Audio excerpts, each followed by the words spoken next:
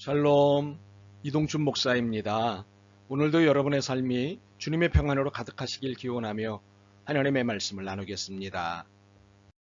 오늘 주시는 말씀은 빌립보서 4장 6절과 7절 말씀입니다.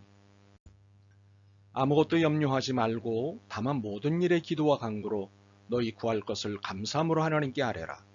그리하면 모든 지각에 뛰어난 하나님의 평강이 그리스도 예수 안에서 너희 마음과 생각을 지키시리라. 아멘.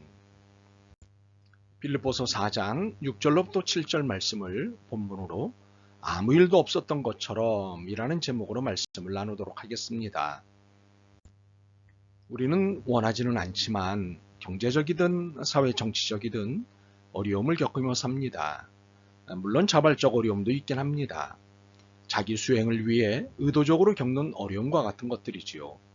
그리고 예측된 어려움도 있습니다. 게으름의 결과로, 판단 착오의 결과 등으로 겪는 어려움은 예측 가능한 것입니다. 그러나 분명한 것은 어느 누구도 어려움이 즐겁지는 않다는 사실입니다. 즐거움이 아니기 때문이지요. 즐거움은 평안할 때 자연스러운 것이지 불안할 때 보이는 즐거움은 소위 척하는 것입니다. 안 그런 척, 괜찮은 척 하는 것일 뿐 실제로는 그렇지 않습니다. 하나도 즐겁지 않습니다. 그런데 척이 아닌데 척이 가능하다는 것을 아시나요? 자기 위장으로 또는 자기 최면으로 하는 척이 아닌데 척이 있습니다. 그것은 아무 일도 없었던 것처럼 척입니다. 도대체 무슨 말일까요? 오늘 본문이 잘 설명하고 있습니다. 궁금한 것이 있습니다. 여러분은 어떤 경우에 앞날에 대한 두려움이나 염려가 생기십니까? 특별히 어떤 경우가 아니라 늘 앞날에 대한 두려움이 있다고요? 이런 저와 같으시군요. 솔직히 말해서 염려 없는 사람은 없습니다. 물론 멘탈갑인 사람은 다를 수도 있을 것입니다. 그러나 어느 누구도 염려로부터 완전히 해방된 사람은 없습니다. 정도의 차이는 있겠지만 아닌 척할 뿐 누구나 속은 불안과 염려를 가지고 있습니다. 이유가 있습니다. 모든 사람이 불안과 염려 가운데 사는 이유가 있습니다. 독일의 철학자 하이데거의 설명을 빌리자면 현 존재로서의 인간은 세계의 내 존재이기 때문입니다. 모든 것과 관계를 맺으며 살고 있는 인간은 이 관계 속에서 불안과 염려를 하게 된다는 것입니다.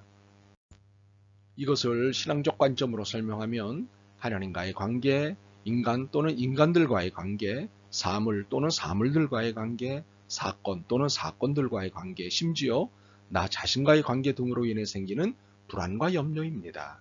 혹시 관계가 깨어지면 어떻게 하나라는 불안과 염려, 혹시 관계로부터 외면 또는 소외당하면 어떻게 하나라는 불안과 염려입니다. 하이데거로 단순화시켜 설명했지만 동의가 되시죠? 그런데 성경은 우리의 불안과 염려를 진작부터 설명하고 있었습니다. 본문을 다시 읽어보겠습니다. 아무것도 염려하지 말고 다만 모든 일에 기도와 간구로 너희 구할 것을 감사함으로 하나님께 아뢰라. 그리하면 모든 지각에 뛰어난 하나님의 평강이 그리스도 예수 안에서 너희 마음과 생각을 지키시리라. 본문은 아무것도 염려하지 말라는 말씀으로 시작합니다. 어떤 경우에도 마음을 졸이거나 염려하지 말라는 말씀입니다. 왜 이 말씀을 주신 것일까요? 7절에 있는 모든 지각에 뛰어난 하나님이라는 설명이 아무것도 염려하지 말라는 말씀의 1차적 이유입니다. 하나님은 우리의 존재가 늘 실존이라는 현실에 의해 영향을 받는다는 것을 이미 다 알고 계시다는 것입니다. 나는 너희들이 염려할 수밖에 없는 존재임을 잘 알고 있다. 그러므로 본문은 우리의 불안과 염려를 야단치시는 말씀이 아닙니다. 오히려 우리의 이런 모습에 대해 하나님이 염려하시는 말씀입니다. 아무것도 염려하지 말라. 그리고는 위로의 말씀이자 선물을 주십니다. 다만 모든 일에 기도와 간구로 너희 구할 것을 감사함으로 하나님께 아뢰라. 불안해하고 염려하는 우리를 향해 기도와 간구라는 위로의 선물을 주신 것입니다. 우리 모두가 불안과 염려에서 벗어나지 못하는 현 존재임을 아시는 주님께서 주시는 선물은 너무도 놀라운 선물입니다. 혹시 기도와 간구가 왜 선물이 되느냐고 질문하시는 건지요. 솔직히 현물이나 현금이 아니라 기도와 간구가 선물이라 마음에 안 드신다는 말인가요? 물론 현물과 현금이 우리의 위로이자 소망이 되는 것을 부끄러워할 필요는 없습니다. 현물과 현금이 필요한 삶이기 때문입니다. 불안과 염려도 물질의 부족이나 불만족에서 오는 것이 대부분이기 때문입니다.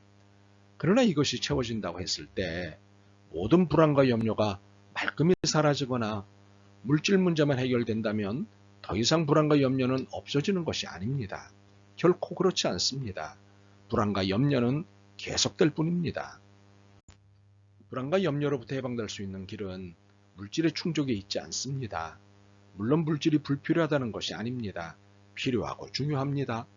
그러나 이것은 우리를 불안과 염려로부터 일시적으로 해방시켜 줄 뿐입니다. 우리의 불안과 염려를 근원적으로 해결해 줄 수 있는 것은 기도와 간구뿐입니다. 기도와 간구에는 모든 지각에 뛰어난 하나님의 평강이 나타나기 때문입니다. 이것은 사람의 헤아림을 뛰어넘는 하나님의 평화입니다. 이것은 사람으로는 감히 생각할 수도 없는 하나님의 평화입니다. 참으로 기도와 간구를 통해 하나님의 평화가 나타날 때 어떤 일이 일어납니다. 그것은 불안과 염려로부터 해방되는 역사입니다. 7절 끝자락을 보시죠. 그리스도 예수 안에서 너희 마음과 생각을 지키시리라 입니다. 우리의 감정과 생각에 안정감이 생기는 것입니다. 안정감이 무엇입니까? 해방으로 누리는 평안입니다. 우리의 불안과 염려가 어디서부터 올까요? 감정과 생각에서 옵니다. 감정이 안정되고 생각이 평온해지면 불안도 염려도 사라집니다. 삶의 안정감이 생깁니다. 그렇다면 이렇게 삶의 평온함과 안정감을 가져다주는 기도와 간구를 무엇이라 불러야 할까요? 선물이라고 불러야 하지 않을까요? 그렇습니다. 하나님의 선물입니다. 불안과 염려로부터 해방시키시는 것은 하나님의 선물입니다. 우리가 더 이상 불안과 염려에 사로잡히지 않도록 우리의 마음, 우리의 감정과 생각을 지켜주시는 것이 기도와 간구입니다. 그렇다면 평안의 선물인 기도와 간구는 어떻게 하는 것일까요? 글자 그대로입니다. 첫째는 나의 현재 상태를 솔직하게 말씀드리는 것입니다. 불안해하고 염려하는 현재의 상태와 속마음을 고스란히 털어놓는 것입니다. 이것이 기도입니다.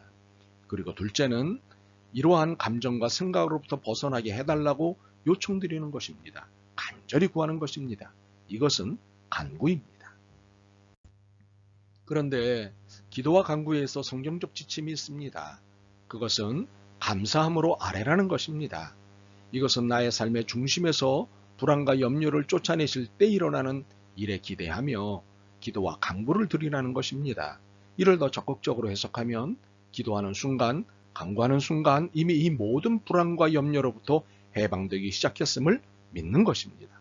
이것이 감사로 아뢰라는 속뜻이자 이유입니다. 그리고 감사로 기도와 간구를 드릴 때 일어나는 일이 있습니다. 그것은 마치 아무 일도 없었던 것처럼 된다는 사실입니다. 척할 필요도 없이 마음이 하나님의 평강으로 채워지면서 감정과 생각이 불안과 염려로부터 벗어나기 시작합니다. 참으로 내가 가지고 있는 불안과 염려가 사라지면서 아무 일이 없었던 것처럼 되기 시작하는 것입니다. 우리는 이것을 하나님의 나라라고 말합니다. 국내외 여러 요인들로 인해 우리의 삶이 사회 경제적으로 어려워졌고 이것이 우리에게 불안과 염려를 가져온다는 것은 사실입니다. 그러나 이것에 머물러 있는 것은 그리스도인의 자세가 아닙니다. 물론 하나님의 뜻도 아닙니다.